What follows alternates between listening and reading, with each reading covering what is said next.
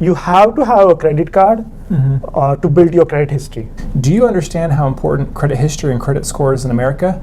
In this video, we're going to explain why. Hey friends, Rob here. Welcome to Chai Coaching. We're going to talk all about different stuff with credit history, credit score, do's and don'ts. Nilesh has learned and researched a ton. It's a crazy system here in America, but hopefully he's going to help make sense and how you can really benefit from it as an international student here in America. Yep.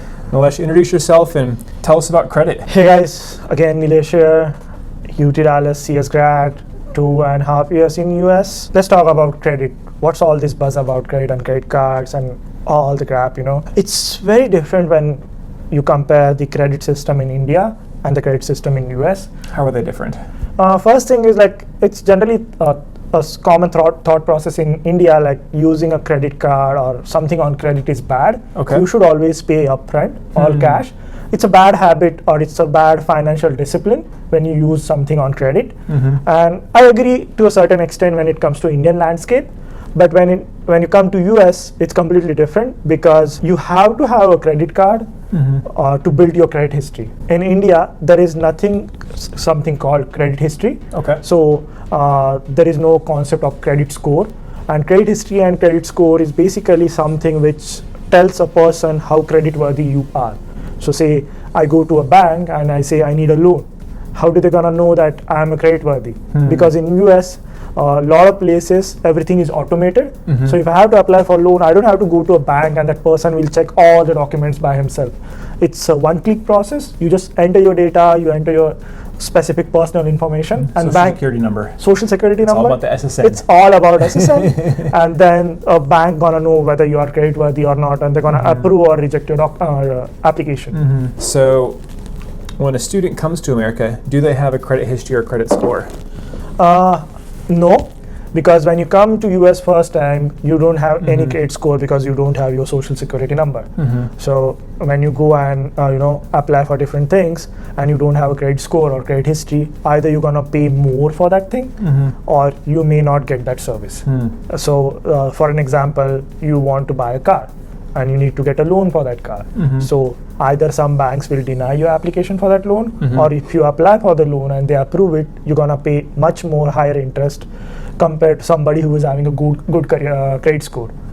So that's one of the things. So how can they start? What are things students can do when they come to America to start building their credit history and credit score in a good way, not in a bad way? A lot of students who come to US, they don't get their SSN until they get their internship or job. So there are two different cases.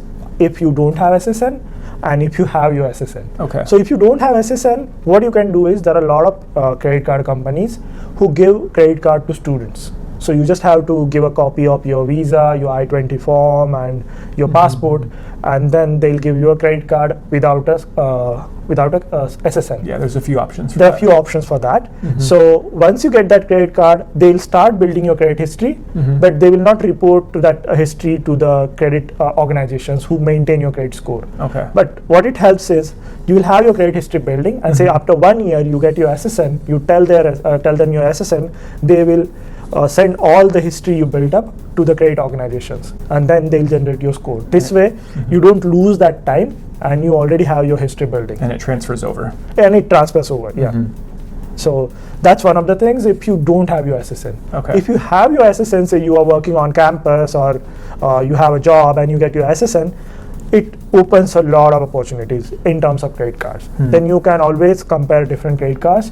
You can see like what is their annual charge, if they are free of cost, how much cash back they give you, what is the introductory offer, do they give you any introductory bonus. A lot of credit cards are like $100-$200 bonus. You can always take a referral from your friend and you can get more amount on that. Yeah, so we have a whole video about that, ways to save money and get deals and get money on referrals, especially with credit cards. Yep. We'll link that above and below. Be sure to check that out on how the referral systems works, where you and your friends can make free money with even trying to build your credit score. Yep. If you have an SSN, you can apply to any credit card you want, and you'll get your credit card, and it will start building your credit history. And eventually, once your history is built up, you get a credit score.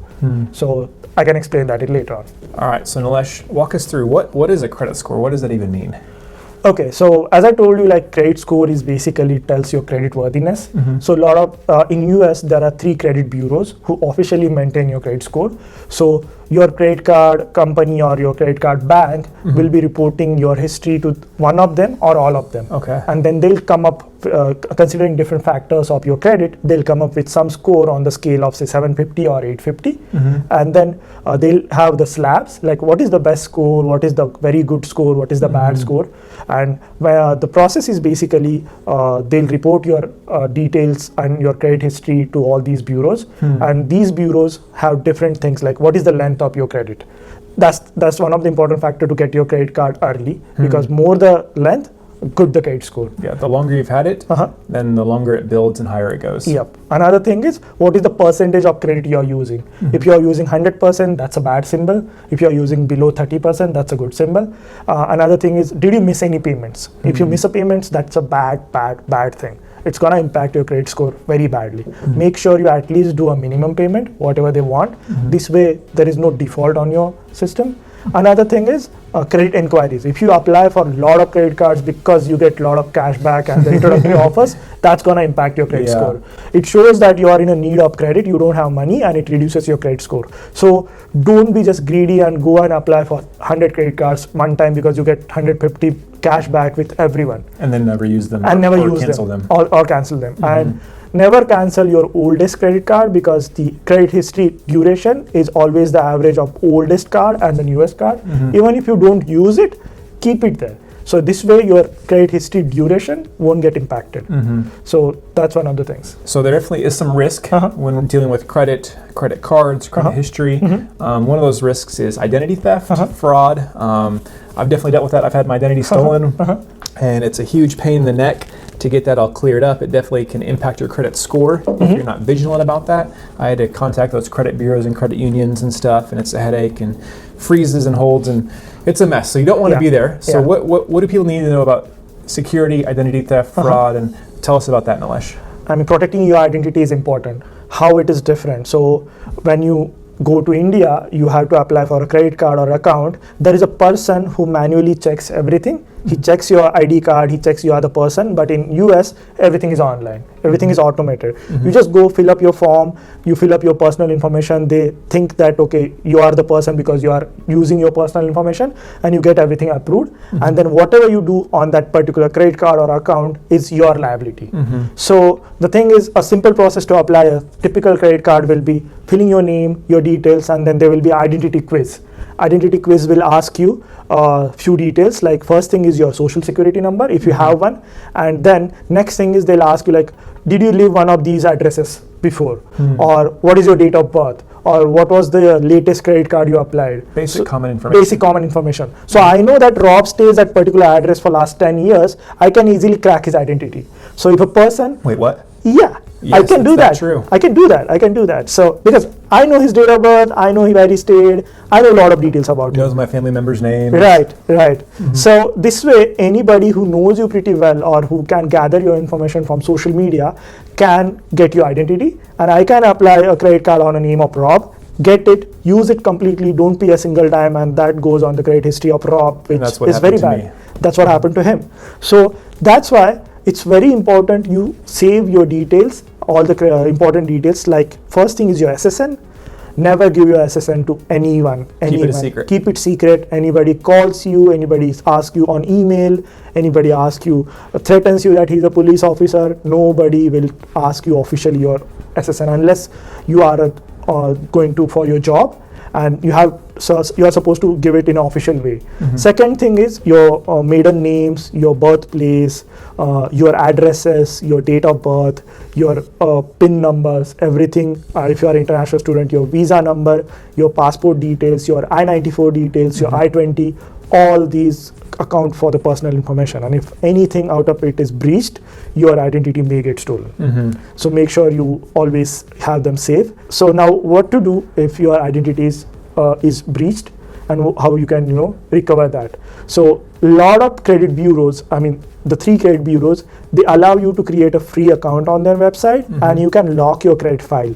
So say one of the credit bureau is TransUnion, you can go on their website, verify your identity, and create an account, and temporarily lock your credit history or credit file. This way, somebody tries to apply for a credit card, that inquiry will be denied, and he'll not get a credit card. And you will get an alert that somebody tried to apply for the credit card. And that's what we did. We used Experian, and we set up a fraud alert. So if there's anything inquires, we get flagged, we get connected. It also does to the two others, so all three are interconnected, and that protects you from any misuse or someone trying to infiltrate, and they're more at the ready, to question those kind of things versus just freely handing out credit cards to your information. Right. So keep an eye on your credit history, keep an eye on your credit score.